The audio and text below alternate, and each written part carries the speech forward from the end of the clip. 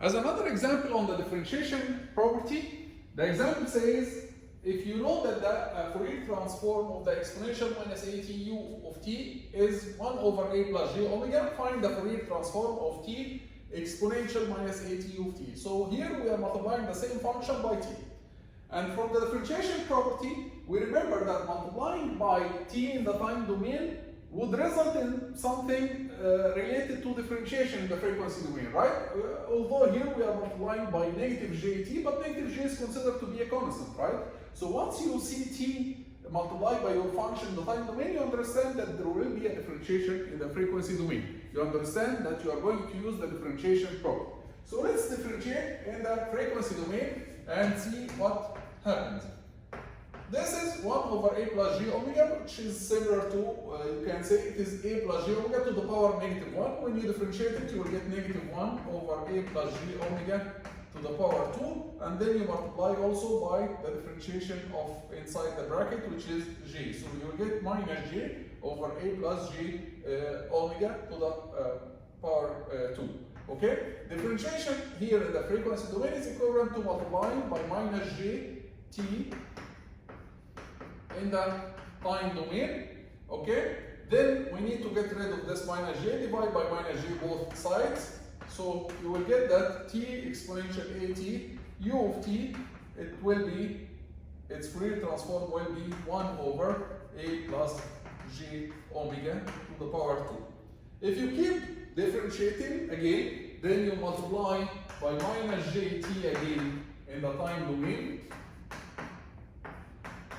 And the other side you are going to differentiate again, so you will get minus 2 and you will get j over a plus j omega to the power 3. Again, you cancel negative j with negative j, so you get t squared exponential at u of t. Its Fourier transform will be 2 over a plus j omega. If you differentiate again, you will get 2 multiplied by 3. If you differentiate n times, you will get here, and I will leave this to you as a practice, you can prove it at home. If you differentiate n times, you will get here factorial n minus 1 over a plus j omega to the power n. Okay? So actually to the power, if you differentiate n times, you are supposed to get here factorial n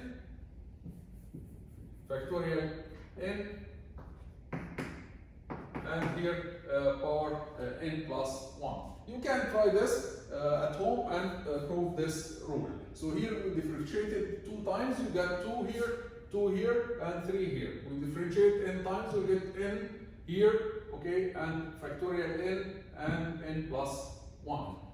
Okay? Let's move now to the integration property. The integration property basically says that this is property number 9.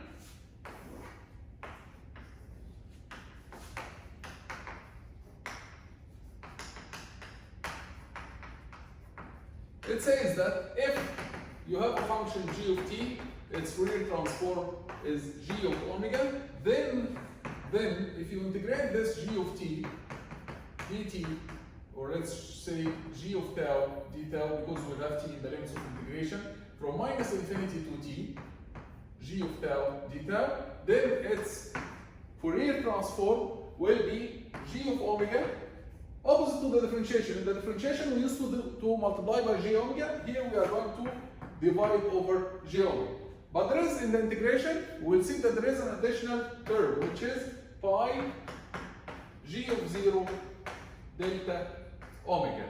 And we'll prove this now. Okay? We'll prove this integration property now. Now this integration, let's look at this integration. Integration of a certain function from minus infinity to t. And I'm going to tell you a piece of information now, and I'm going to show you that this piece of information is correct. I'm claiming that this integration, it is exactly the same as convolution between your function and unit step. This is my claim. How is that? Convolution between a function and unit step is what? It's an integration from minus infinity to infinity. g of tau, u of t minus tau, d tau, right? So you are multiplying your function, your g of tau, by unit step u of t minus tau. How do we plot u of t minus tau? U of t minus tau looks like this. It's 1 from minus infinity to t. So when you multiply your function times this unit step, you are multiplying it actually times 1 from minus infinity to t. You are multiplying your function times 1. And from t to infinity, you are multiplying your function times 0. Right? So u of t minus tau, it's 1 from minus infinity to t, and it's 0 from t to infinity, right? So this integration is going to give you 0, and this integration is the same as this integration. So this is the proof of my claim. So my claim says that integrating your function, integrating g of tau from minus infinity to t, it's equivalent to convolving g of t with unit step. And this is the proof. The convolution of the g of t with unit step, it resulted in the integration of g of tau from minus infinity to t.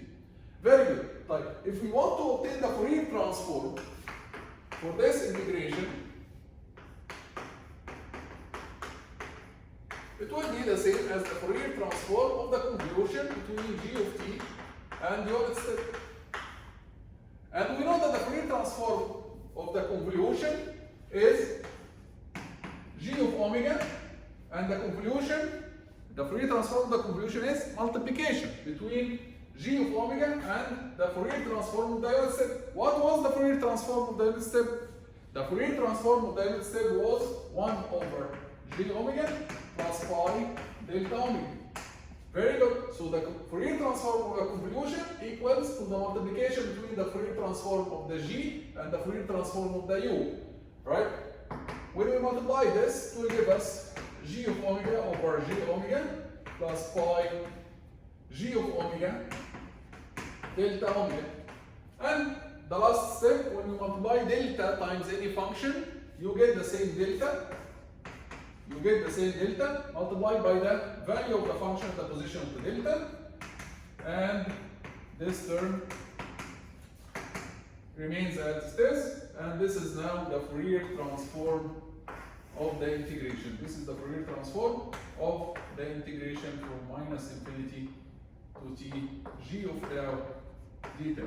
So the integration property says that the Fourier transform of the integration equals g of omega over g omega plus pi g of 0 delta omega, and this is the proof for the integration property. Let's have an example. Again, we'll consider two simple examples, and then I will ask you to think about more complicated example that you can do at home. So let's take that the unit step, we know that the unit step is the integration of the delta, right? The unit step is the integration of the delta from minus infinity to t. We know that the delta, it has a Fourier transform of, the delta has a Fourier transform of 1. Delta t has a Fourier transform of 1. What's the Fourier transform of the unit step, which is the integration of the delta? This is the question. We know, of course, the Fourier transform of the unit step, but we want to use the integration property here. So the Fourier transform of the unit step would be 1 divided over g omega plus pi, then multiplied by this function at 0. This function at 0 is 1. This is our capital G of omega here, right? So g of omega over j omega plus pi, g of 0 is 1 multiplied by delta omega. So the Fourier transform of the unit step will be 1 over j omega plus pi delta omega. This is what we know. This confirms the Fourier transform of the unit step. Another example to think about while studying the integration property at home is to try to find the Fourier transform, find the Fourier transform of a function called phi t over tau. This function, phi t over tau, it looks like this. It's a triangular function that goes from minus tau to tau, okay, and the amplitude is 1. Okay, so this is a function called tri-t over tau. You notice that here, this function can be written as the integration from -infinity to t of another function that looks like this. Another function that looks like this. So this tri function can be written as the integration of this function minus tau, and here the amplitude is 1 over tau, so that when you integrate this part, you will get an area 1, and then when you integrate the other part up to tau here, and with amplitude minus 1 over tau, you get, again, you go to the 0 level. So this tri equals the integration of this function. So you can start by calculating the Fourier transform for this function first, and then you say that the tri is the integration of this function. So the Fourier transform of the tri will be the Fourier transform of this function. Let's call this function, let's call it x of whatever parameter you want, like a dummy parameter or whatever. You can call it here, you can call it s, for example, x of s, okay? Then the integration of x of s from -infinity to t, you can call it x capital of omega. So after calculating x capital of omega, since the tri is the integration of x of s, then the Fourier transform of the tri, the Fourier transform of the tri function will be x of omega over j omega plus x of 0 multiplied by pi delta omega. So you can think about how to calculate the Fourier transform of the tri from the Fourier transform of these two rect functions. Of course, we know that the rect will result in a sine, but this is a rect shifted to the left, this is a rect shifted to the right, so this will result in a sine multiplied by a phase and another sine multiplied by a phase. Then after obtaining the Fourier transform of this, you divide over j omega, you multiply pi x of 0 delta omega, and you will get the Fourier transform of the tri. I will leave this to you to do at home, and the result should be tau sinc squared omega tau over 2. So you should prove that the result is tau sinc squared omega tau over 2. Okay, we'll see you in the next video, inshallah. Assalamu alaikum.